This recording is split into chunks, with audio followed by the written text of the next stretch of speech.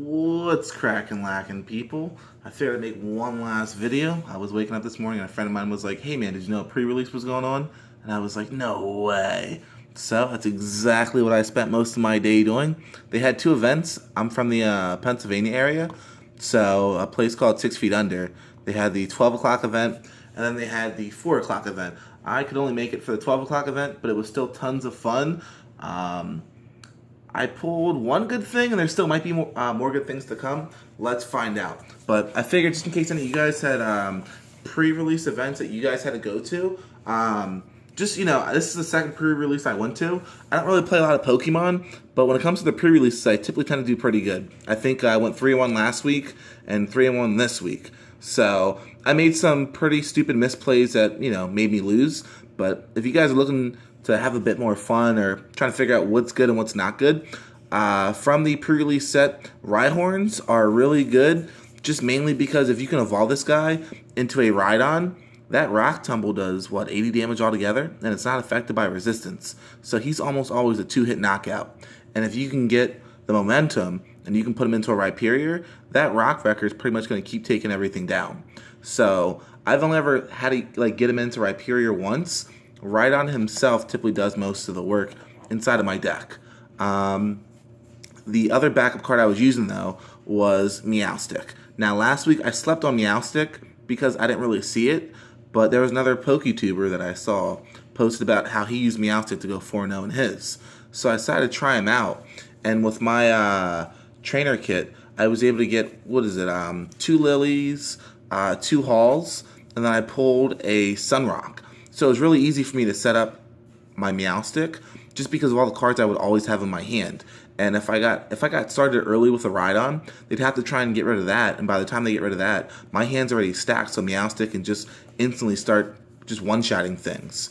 I believe for what I did with my pre-release deck is I went 25 monsters and 15 energies. So I went heavy into the ground just because Meowstic and most of my Psychics, they didn't really require a Psychic energy to really get off the ground. I believe Meowstic, only the Allure, requires a Psychic energy. His second attack is just 2 colorless.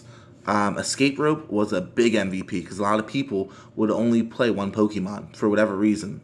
So if, Vileplume is really big for the confusion status. With Escape Rope, you can just escape right out of it. If they have Vileplume as their only Pokemon on board, then you're fine there. Or if you have Rhyperior, you still can Escape Rope outside of the Vileplume matchup.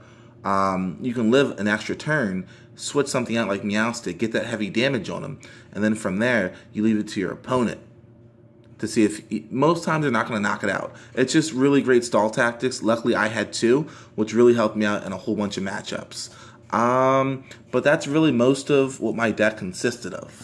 I believe I pulled mostly jank, I'm just going to be honest. Most of the stuff really isn't that great. Bodybuilding dumbbells, I found out, isn't really that great. On a Rhydon, it does really well, but I figure there's really no point in running it.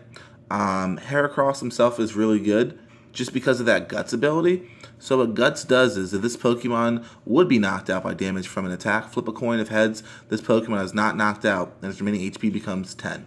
So that was dope all by itself. I didn't use it. I watched other people use it. Luck typically isn't on my side, so I just figured I wouldn't even bother.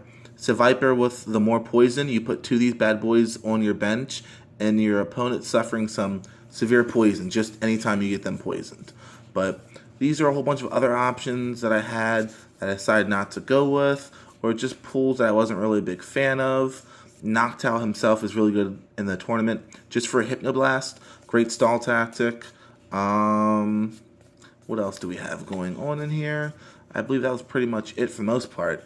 But for the second week in a row, I've pulled a secret rare. Last week was Alolan Muck. This week was Golisopod GX. So that's really the most broken thing I managed to pull. If I was able to get a Wimpod, I would have definitely ran him in my deck, but I couldn't pull it, so I just kept it on the side. It was just something nice to have. But the main reason I'm making this video is because I got 3 extra packs for my sneak peek, so I figured why not share the revelation with you guys. Now, when it comes to Burning Shadows, I do believe there's a whole nother trick to this stuff. I believe, what is it? 1, 2, 3, 4. 1, 2. That's from what I've seen. Let's see if I've done it right. I have no idea. So let's see if we can pull anything particularly crazy from these. We have a Noibat, a Alolan Grimer. I could have used that big time last week. Cutiefly, could have used that this week to use Riambify, who's pretty good. Steel Energy, a Seviper, another trainer, a Wobbuffet, and then we have a Reverse Hollow Oddish and the rare Crabdominable. So nothing so great from that pack, but we'll still have to see what we get from this one. And then the official Burning Shadow packs come out this coming Friday. So I'm definitely looking forward to that all by itself. I plan to pick up 2 trainer sets, and or I guess 2 Elite Trainer boxes, and see if I can pick up a booster box. See if we can pull a Marshadow, Ho-Oh, especially that super rare, what is it, Charizard? That's really going, I think it's going for $70 right now. I don't know how long the value is going to stay up there, though. We got a Gloom, an Acerola. Put one of your Pokemon that has any damage counters on it, and all cards attached to it into your hands. I can see the kind of use for that. Some people I've heard used it, other people not so much. We have a reverse rare Turtonator, and then an Electros. Alright, so we're really not doing too well. This is the last pack. Arceus, bless us, wish us luck. I would love to get this guy right here, but I'll take whatever you give us. Wishing you luck. 1, 2, 3, 4. 1, 2.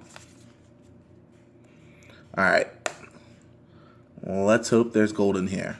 So we have a Croagunk, a Pikachu, a Panpour, another Cutiefly, a Pansear, Fighting Energy, a Charmeleon, Porygon 2, a Sizemore, a Rhydon Reverse Hollow, and Meowstic. So we didn't really get anything too great from these last 3, but we still pulled the secret, or I guess the rainbow rare, Golisopod GX. So I'm not too sad about that at all. I believe they go for like 15 or 10, maybe even 5. I have no idea. I'll probably just keep it as a collector's item, but I guess tomorrow we will be opening the other trainer box to see what other broken things we can grab. If anything, if you like this video, like it down below. Don't forget to subscribe. Don't forget to share this video. And at 10,000 subscribers, we will have a giveaway. Maybe more. We'll see how the channel goes from there. Right now, it's just a test, seeing how everything goes, seeing how we build momentum. Maybe 10,000 is a bit too much. We might do it at 100. Stick at reasonable goals for now. I think we'll do 100 for now, and we'll do some kind of giveaway. 10,000 will be the big giveaway, but there will be a giveaway at 100. So, once again, you guys have a good day. Hope you guys enjoy your pre-releases. Look out for Burning Shadows coming this Friday.